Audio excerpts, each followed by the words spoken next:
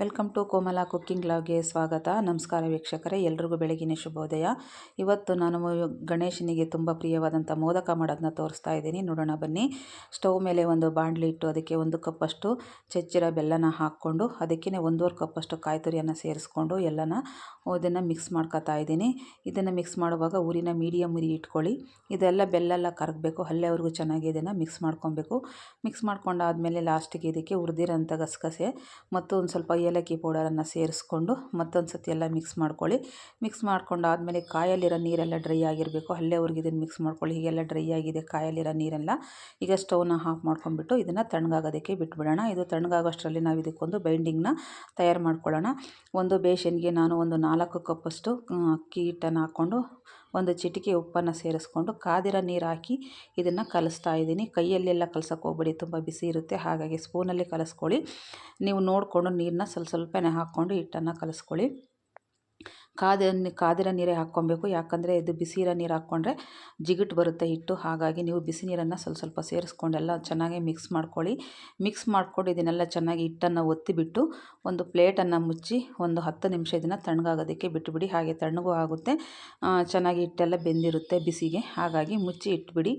ಒಂದು 10 ನಿಮಿಷ ಆದ ನಂತರ ಇದೆಲ್ಲ ತಣ್ಣಗಾಗಿರುತ್ತೆ. ತಣ್ಣಗಾದ ನಂತರ ಇದನ್ನು ಚೆನ್ನಾಗಿ ಕೈಯಲ್ಲಿ ನಾದ್ಕೊಬೇಕು. ಈ ಟೈಮಲ್ಲಿ ಏನಾದರೂ ನೀರು ಬೇಕು ಅನಿಸಿದರೆ ನೀವು ಕಾಯ್ದು ಇಟ್ಟಿರೋಂಥ ನೀರಿರುತ್ತಲ್ಲ ಅದೇ ನೀರನ್ನು ಹಾಕ್ಕೊಂಡು ಸ್ವಲ್ಪ ನೀರನ್ನು ಹಾಕ್ಕೊಂಡು ಚೆನ್ನಾಗಿ ಹಿಟ್ಟನ್ನು ನಾದ್ಕೊಳ್ಳಿ. ಚೆನ್ನಾಗಿ ನಾದಿ ಉಂಡೆ ಕಟ್ಟಿ ಆದಮೇಲೆ ಇದಕ್ಕೆ ನಾನು ಒಂದು ನಿಂಬೆಹಣ್ಣು ಗಾತ್ರದಷ್ಟು ಹಿಟ್ಟನ್ನು ತಗೊಂಡು ಉಂಡೆ ಮಾಡಿ ನಾನು ಮೋದಕ ಮೋಲ್ಡ್ಗೆ ಹಾಕ್ತಿದ್ದೀನಿ. ಇಲ್ಲಿ ನಾನು ಮೋದಕ ಮೋಲ್ಡಲ್ಲಾದರೂ ಮಾಡ್ಬೋದು, ಇಲ್ಲಾಂದರೆ ನೀವು ಕೈಯಲ್ಲಾದರೂ ಮಾಡ್ಕೊಬೋದು ಮೋದಕನ. ನಮ್ಮನೇಲಿ ಮೋಲ್ಡ್ ಇತ್ತು, ಹಾಗಾಗಿ ನಾನು ಮೋಲ್ಡಲ್ಲೇ ತೋರಿಸ್ಕೊಡ್ತಾ ಇದ್ದೀನಿ.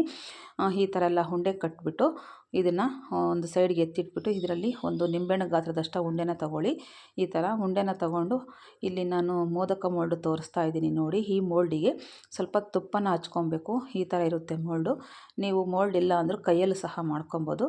ನಾನು ಮೋಲ್ಡ್ ಇರೋದ್ರಿಂದ ಇದರಲ್ಲೇ ಮಾಡ್ತಾಯಿದ್ದೀನಿ. ನಾನಿಲ್ಲಿ ಮಾಡಿಟ್ಟಿರೋಂಥ ಹೂರಣನೂ ಸಹ ತಣ್ಣಗಾಗಿದೆ. ಇದು ತಣ್ಣಗಾಗಿರೋಂಥ ಹೂರಣನ ನಾನು ಉಂಡೆನ ಕಟ್ಟಿಟ್ಕೊತಾ ಇದ್ದೀನಿ. ಅದಕ್ಕೆ ಎಷ್ಟು ಬೇಕೋ ಅಷ್ಟು ಸೈಜಿಂದು ನಾನು ಚಿಕ್ಕ ಉಂಡೆಗಳನ್ನು ಮಾಡಿಟ್ಕೊಂಡಿದ್ದೀನಿ.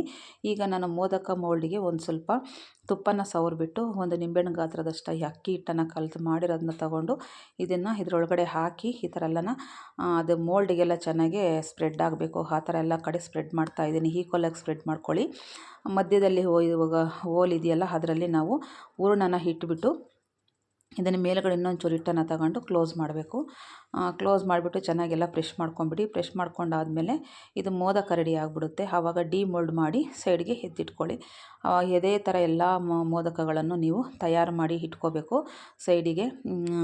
ಈ ಥರ ಎಲ್ಲ ಒಂದು ಹಿಟ್ಟು ಹಾರಬಾರ್ದು, ಸ್ವಲ್ಪ ಬಿಸಿ ಇರುವಾಗಲೇ ಬೇಗ ಮಾಡ್ಕೊಳ್ಳಿ. ಯಾಕಂದರೆ ಹಿಟ್ಟು ಹಾರಿಬಿಟ್ರೆ ಸ್ವಲ್ಪ ಒಡೆದಂಗೆ ಆಗುತ್ತೆ. ಹಾಗಾಗಿ ಹಿಟ್ಟನ್ನು ಅಷ್ಟೇ ನೀವು ಜಾಸ್ತಿ ಗಟ್ಟಿನೂ ಕಲಿಸ್ಕೊಂಬಿಡಿ, ತುಂಬ ತೆಳ್ಳಗೂ ಕಲಿಸ್ಕೊಂಬೇಡಿ. ಮೀಡಿಯಮಲ್ಲಿ ಚೆನ್ನಾಗಿ ಕೈಯಲ್ಲಿ ಉಂಡೆ ಮಾಡಿದರೆ ಉಂಡೆ ಥರ ಬರಬೇಕು. ಅದಕ್ಕೆ ನೀವು ಹಿಟ್ಟನ್ನು ಕಲಿಸ್ಕೊಬೇಕು.